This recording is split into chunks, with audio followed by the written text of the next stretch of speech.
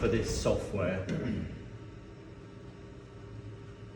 Scroll down and it lists all of the, it describes all of the different windows and the toolbars, and how to work with it.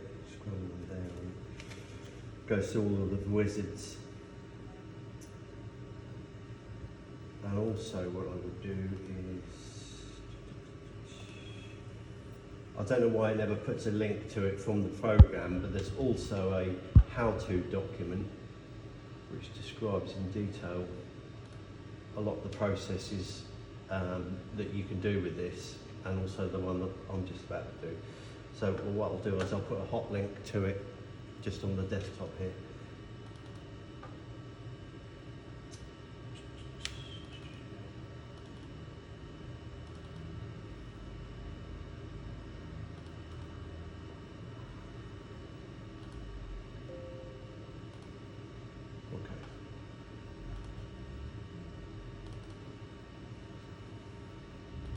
Yeah, so the how-to guides, scroll down to the index, give you an overview of what we're just about to go through, how to produce a simple PCB. If you want to get into solder paste dispensing with the syringe dispenser unit,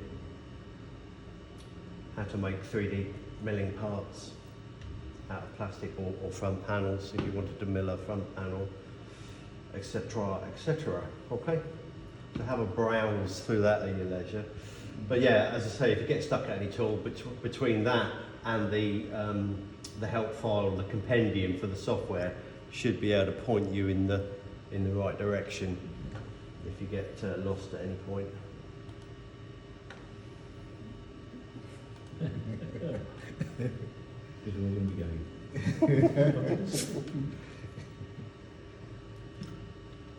Okay.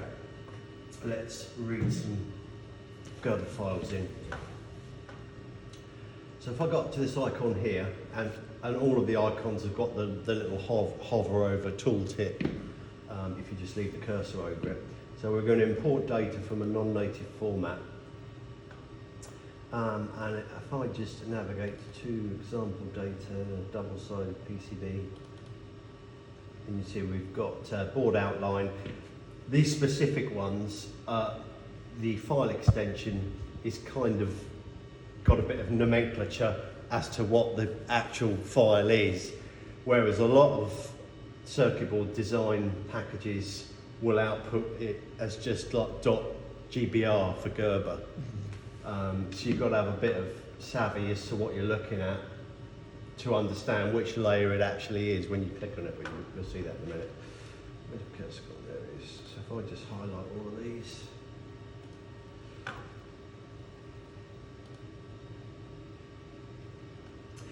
Right, so you can see it's brought all the layers in, and it's had a good, these layer template column here, these are the layers that tie up with the list over here.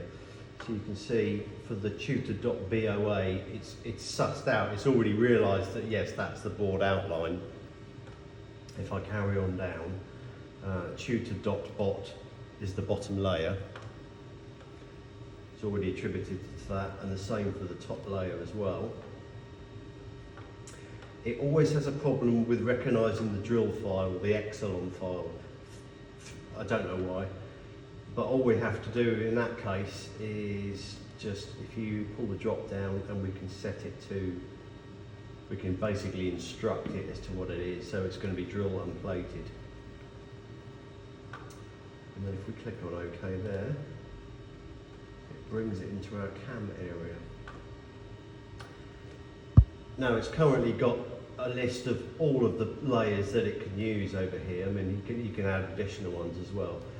Just a little tidy up process really. If you click on hide empty, and it just freezes out all of the layers that it's not using, so it just leaves you with a bit more of a easily viewable list. Oops. Now if we wanted to step and repeat these,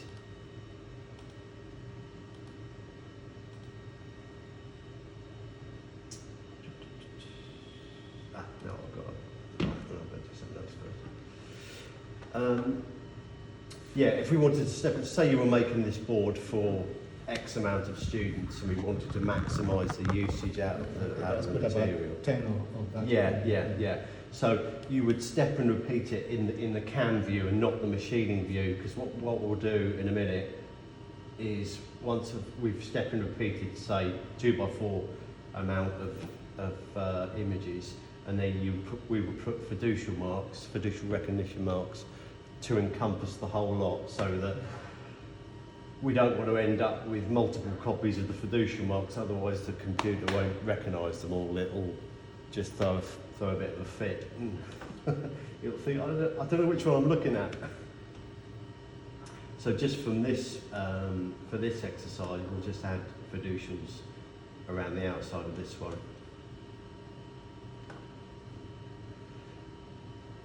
Where the material substrate is completely clad in copper both sides to start with, let me just turn off the top layer. There we go. So at the moment, the software it realises that these are required tracks and pads and planes or whatever it may be. So what it's going to do is it's going to route out around these to create those tracks, but then because there's no plane or anything around it, it'll just leave the rest as infilled copper, not attached to anything. But what we can do, obviously it takes more time and it has a more degradation on the tool life, but you can set it to rub out or basically mill out any remaining copper that isn't defined in the Gerber within that board area. And what LPKF used to determine that is what's called a rub out. So onto our next icon there, we can create, you see it says create an area where all unnecessary copper or undefined copper is removed, routed out. As I said, that obviously takes a lot more time and is a harder hit on the tool life. So from this point of view, we won't bother routing that out. We'll just leave it there. But what we could have done is, if we click on that, create a rub out area. You see, we can rub out all the layers, which will basically remove all of the copper that's not within the Gerber file. Or we could add a partial one on top or bottom, and you can add partial ones, partial copper removal just around the pads or stuff if you wanted to as well, just to clear them back if you so wanted. So just thinking, so it's where you've only got the basic version, I don't think you can do partial rub outs with it. So what I mean by partial rub out is, let me just click on it and say rub out top. So rather than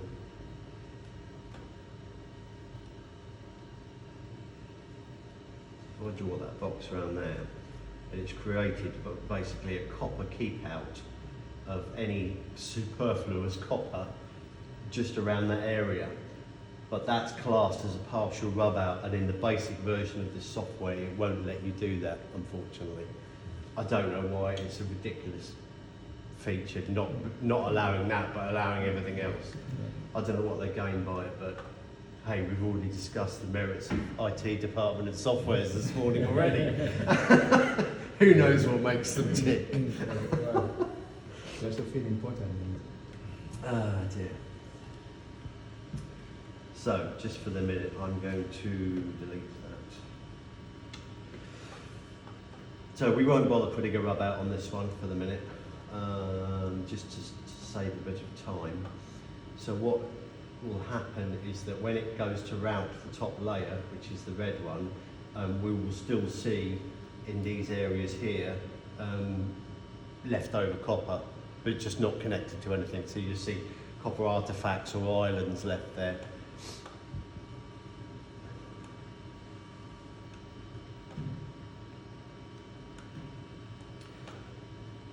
Okay, once we've added or not added our rub outs, we can now move on to putting our fiducials around the design. Oh, did I click on it? Something by mistake.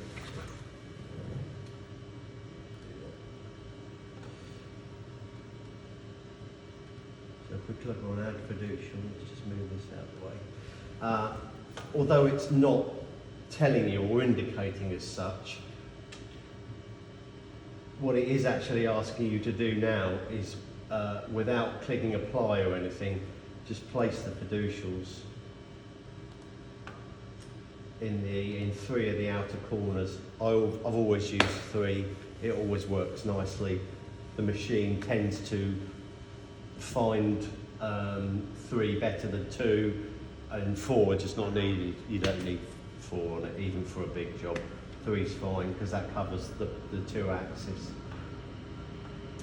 Once you've clicked on those positions, never click apply, just click close, because otherwise if I do apply, it'll add one in the last position the cursor was, which is just by that window there. So just click on close.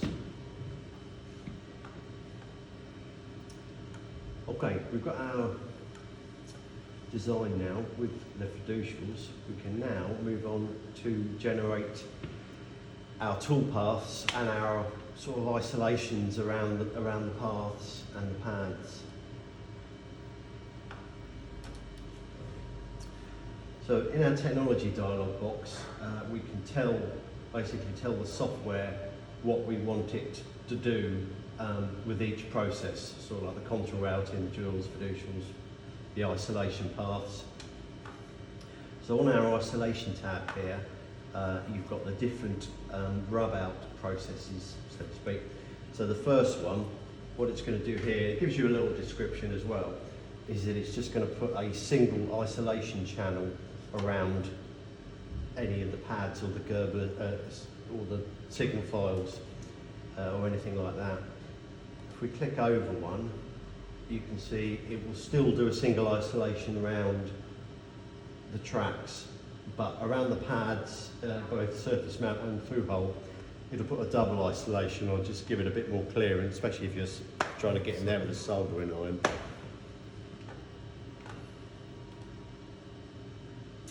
Yeah, so when I was talking about partial rub out, because this is only the basic version, for whatever reason it doesn't allow it, but you can see there, if we'd have had the advanced version and you selected partial rub out, you can get it to just delete the copper in specific areas.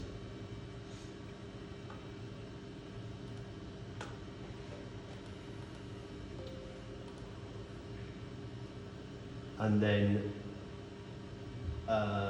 option 4 is to completely obliterate any of the superfluous copper within the board outline on both sides.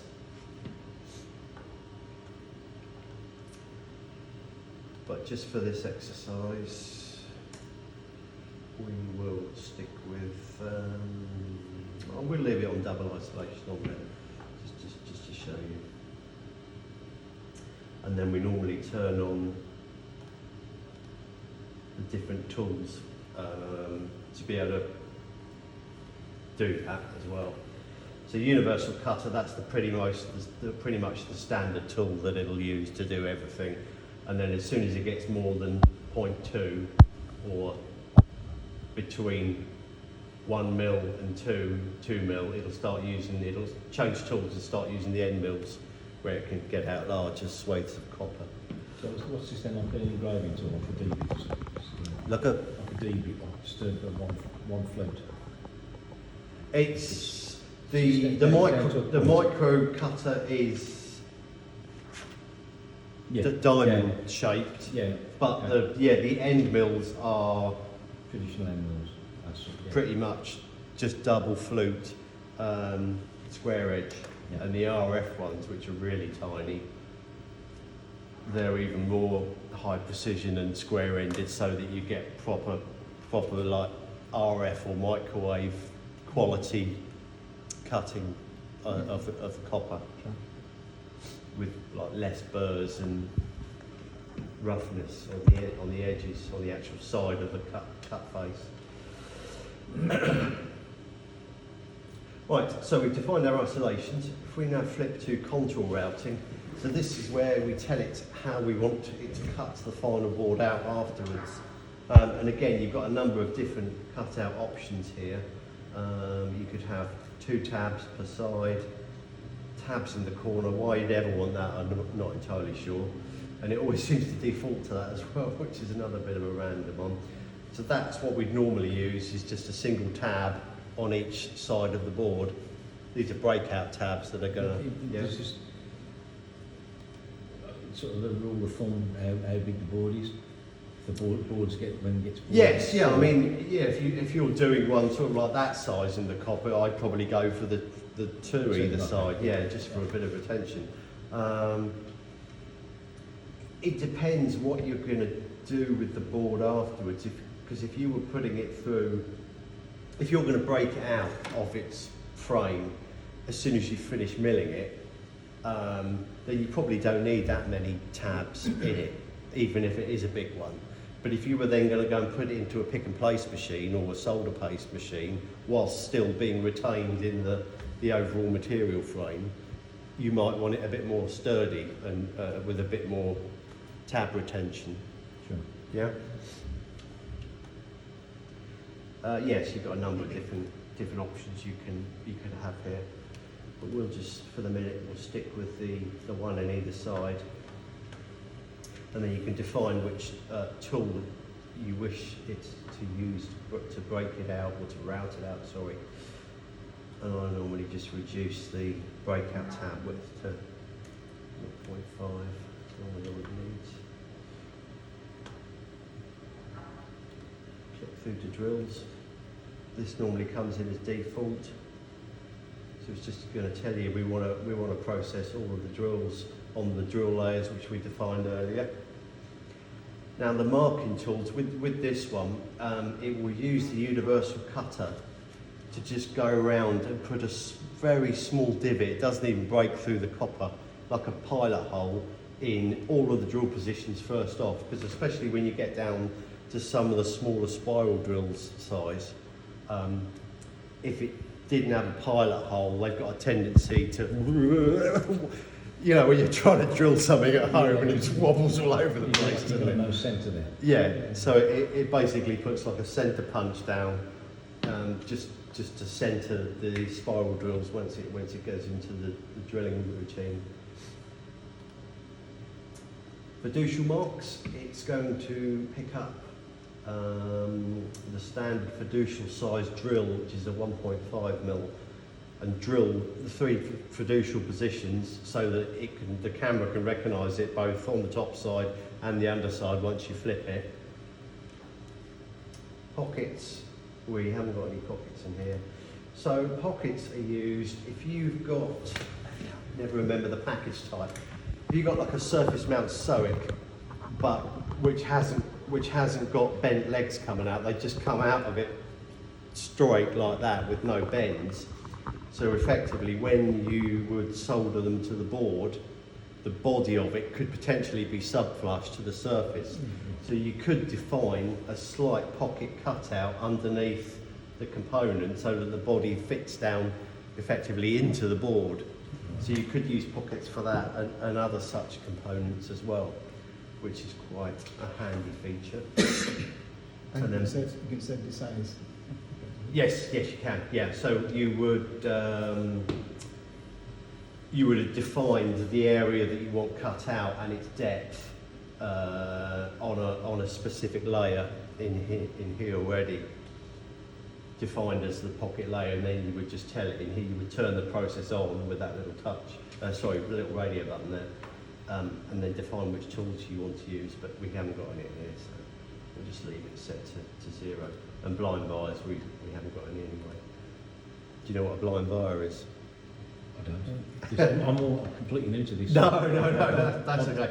So a blind buyers are for blind and buried wires are for multi-layer boards. So looking, let me just draw. So say this is looking side on at a 4-layer board. So a normal wire would just go right the way through the whole lot, and then either clear back and attach depending on what signal is coming off of it. A blind wire is exactly what it says. It's blind at one end, so it will just drill down to that specific layer. A buried via is one that, as it said, is completely buried. So this would be all part of the multi-layer process if you had a plating and pressing line as well.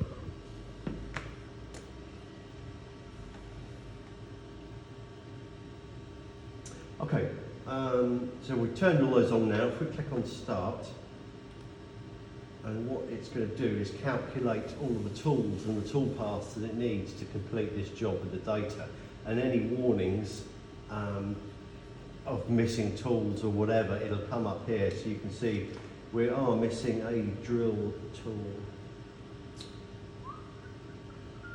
Let's see what it is. It's a 0.6, so I'm going to have to go and add that back onto the tools in a minute. So let me just close that down for 2 secs. Just going to go to Equipment Configuration Wizard. Shoot down to our available tools. What did I say?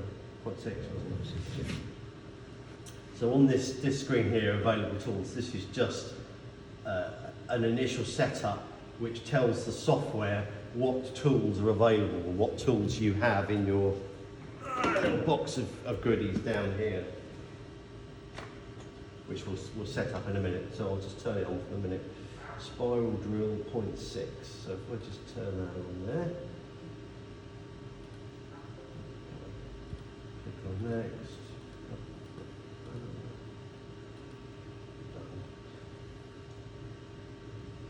I'll just zoom in. You can see all of these are all the tool paths with the different tools that it's assigned to create this image and how to do it. You'll be able to see better in a minute when we go through to the machining view and it starts cutting. You can actually see it on the screen what it's doing at the moment. It basically draws over it.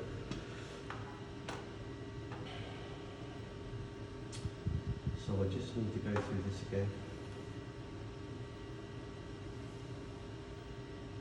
Right, so you see that warning's gone now because we've added the drill that it needed. Okay, next we need to basically teach it at what position along our toolbar there each of these required tools is going to be. Excuse me. So if we click on our tool magazine dialog box, and you see it flips through to our machining view and comes up with this. I put a universal cutter in at position 1 earlier just to stop the vacuum making a noise. So although it's not there at the moment, it already knows it's in position 1 and it's already up inside the head because I've already turned this on over lunch and got it warmed up and spooled up.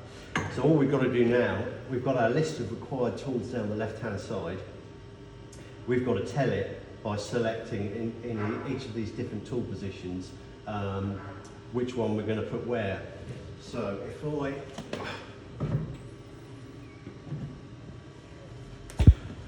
this is very good at kicking off and screaming at you if you open the lid during a process. There's only a certain amount of times it'll let you open it and do work on it, and if you open it mid-cycle, it'll just bomb out and give you a warning and a reset, and you have to reset everything. Oh, you have to start from zero. Yeah, it doesn't like it's just a safety feature. So if you want to pause, then you have to pause it there. If you when we Suppose you forgot. I'll scroll the window down a minute. There are pause buttons and play buttons and stop buttons. Okay. I'll just rearrange the windows in a minute. Yeah, they will just say, suppose you forgot to put a tool and then you realize, Oh, at this point, yeah. I mean, it already knows which tools you need for to do this job. As we add them here, you'll see the cross changes to a green tick. Okay, so you see the universal cutter's already got a green tick because we've already put it in there. So if we put the spiral drills in next, if I select 0.4 in position 2,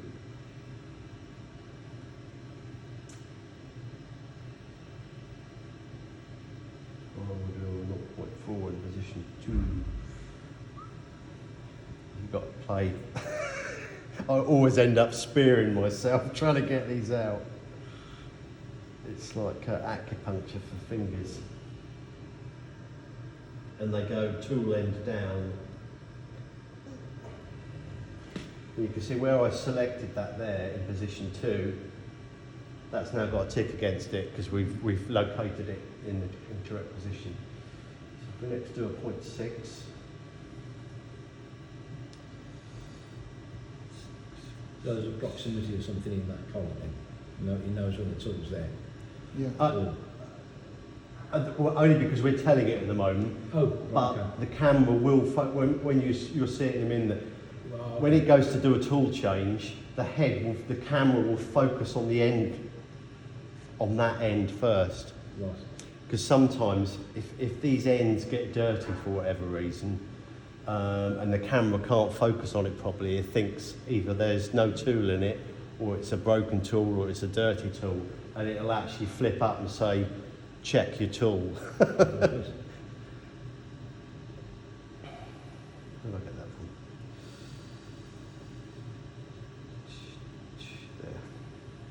There. Sorry, what was I looking for? 0.6.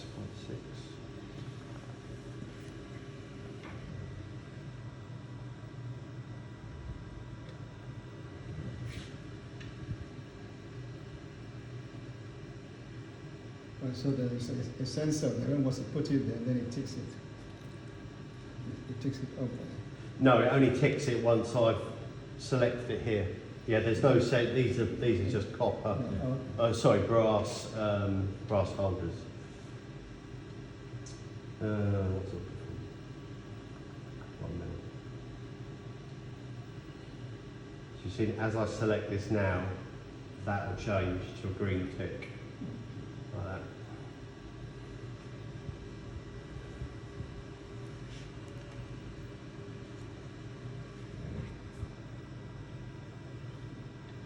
You haven't got to do this each time either. Just leave them in there. Yeah.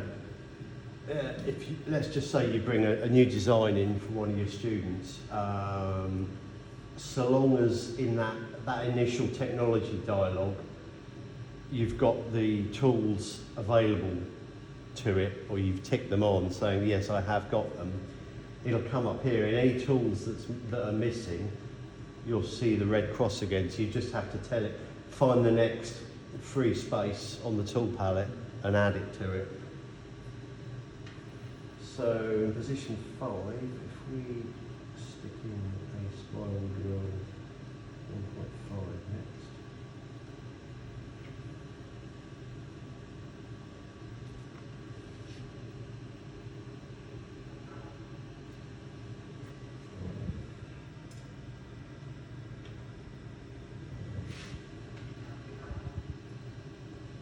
And 2 mil.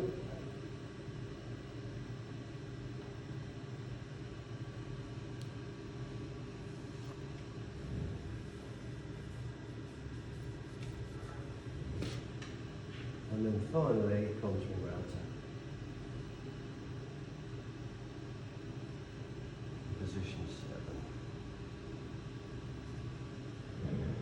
7. And you can't see it from there, but all of these tool holders have got their associated numbers just in front of them. It's etched into the table bed.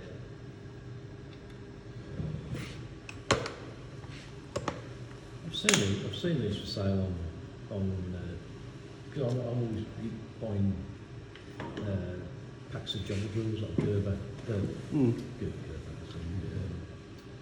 Goering. Right. Goering jobbers. You see these things, packs of 10. I wonder what the rings were for. It's got rings around them. And you'll see in a minute, they're colour, where they're colour coordinated as well. It tells you what each one is. So, if I click on OK there, you'll see up the top here, which has got our little line of tool pallets. All of the spiral drills are green collared. Contour routers yellow. The universal cutters like a orangey colour. End mills tend to be purple. You can instantly see what you've got in your hand rather than trying to get the microscope out and have a look. Right, so we've loaded our tools up now. The software knows where each one is. We can now flip through to our board production wizard. Let me shrink this down a little bit.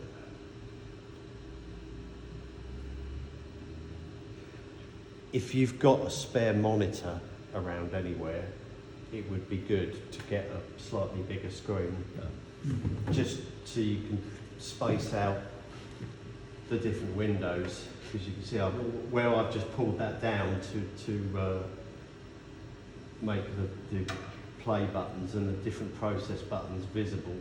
I've obviously shrunk the camera image as well.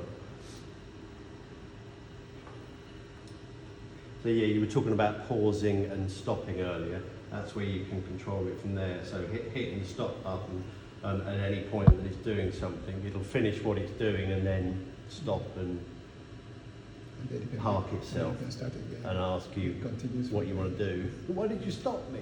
I was in my flow. Yeah, so if we go back to our board production wizard, click on that now. This dialog box pretty much talks you through the process now we've set everything up as to what it's going to do, what it wants you to do. So initially it's telling us to mount the base material, which we already have in there. So if I click on start,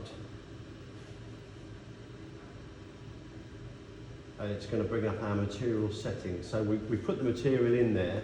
Now we need to tell the software what material it is and what size it is that we put in there. It does pick a lot of this up from the initial template, you know, the double-sided two-hole plating that we already selected at the start. It doesn't hurt to just double-check it at the same time. So FR4, 18 micron copper thickness, and the material thickness is pretty much 1.66. I generally measure it with a vernier at the same time just to double check. So first off, we will set up where the base point is of our material. So again, although it's not telling you to do this, or it's not visually indicative of what it wants you to do, if you actually double click with the cursor down on the bottom left hand corner, it's going to move the head over there, and then we're going to use the camera alignment to home in on that bottom left hand corner to set it as default. So if I double click down there, it moves over. Now at the moment it's centered the milling head over the corner, but we just want to flip the head positions so that we're viewing the camera view as opposed to the head view. So if we select camera head here, you can see it flips over. Now what we've got to do is get it into focus. Autofocus button. Click on that, and it will start doing its Z adjustments just to focus in on the corner, and then we can move it a bit more accurately. Where did you press that? Autofocus. Okay, there. And you can also you can adjust the camera light as well. You can just set a circle of LED lights in there.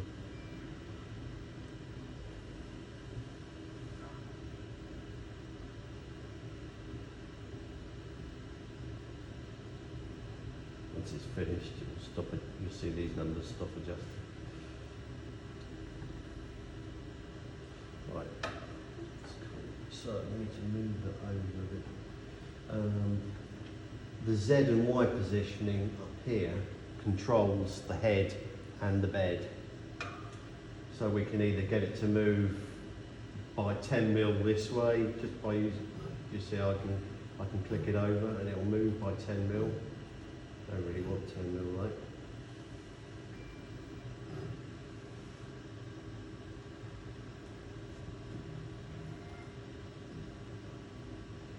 Got out of focus again. It's because I went past the end stop as to where it's actually happy at being.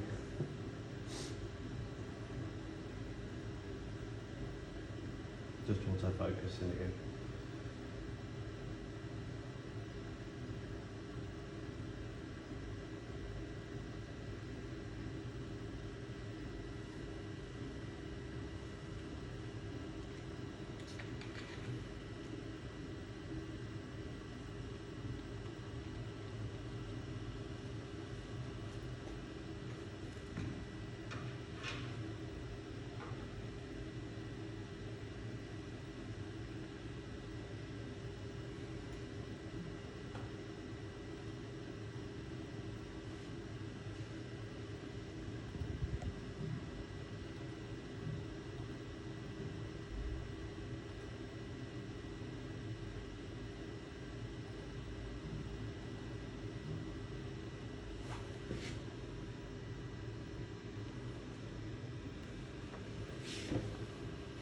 This is below the edge. These are too high. Yes. Almost like that.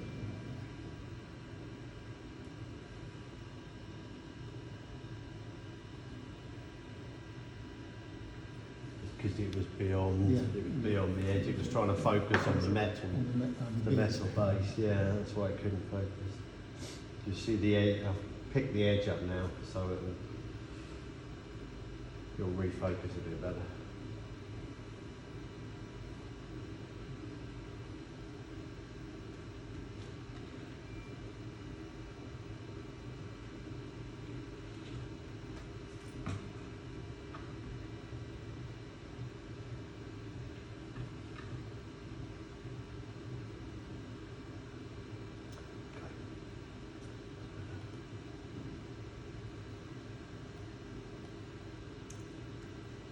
So I'm just trying to get the crosshair onto the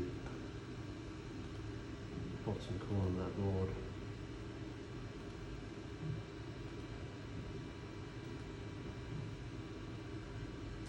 It's probably close enough. Once we've done that, we define our bottom left-hand corner by clicking P1. Now we could go up and do P2 if we wanted, but we already know the size of this board.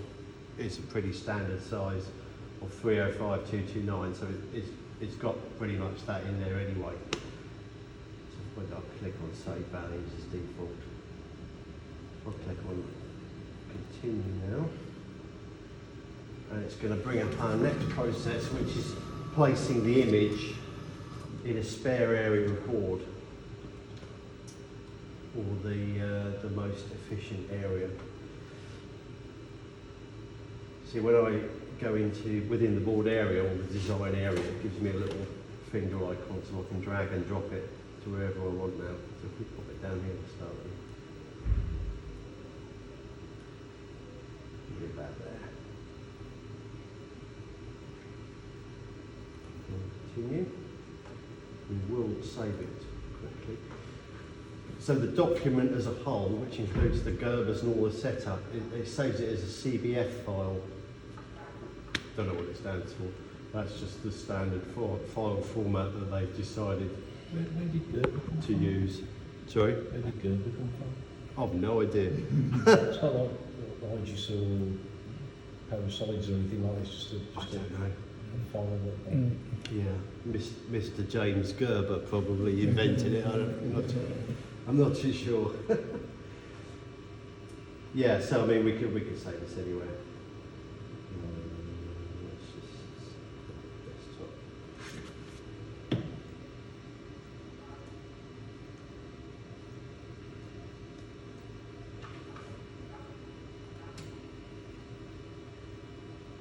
Right. From this point on, it will tell you what it's doing. You can also just about follow it on the screen as well. I'll just move it over to there. So it does the bottom first, so it's going to draw the fiducials, so that it's got its initial alignment points. Then it's going to mill the bottom side. Then it'll ask us to flip it. Then it'll do all the rest of the drilling and the milling, and then it'll route it out finally. So what it's done at the moment, you see it's changed the tool over to the fiducial drill, which is normally 1.5 millimeters. It's just doing its depth checking, depth adjustment. Because this has got two Z-axis, so that's the coarse Z-axis, Yeah. and then the milling head and spindle's actually got its own fine adjustment Z-axis as well. So it's got a little 2-minute warm-up of the spindle. Luckily it did the major warm-up, which is like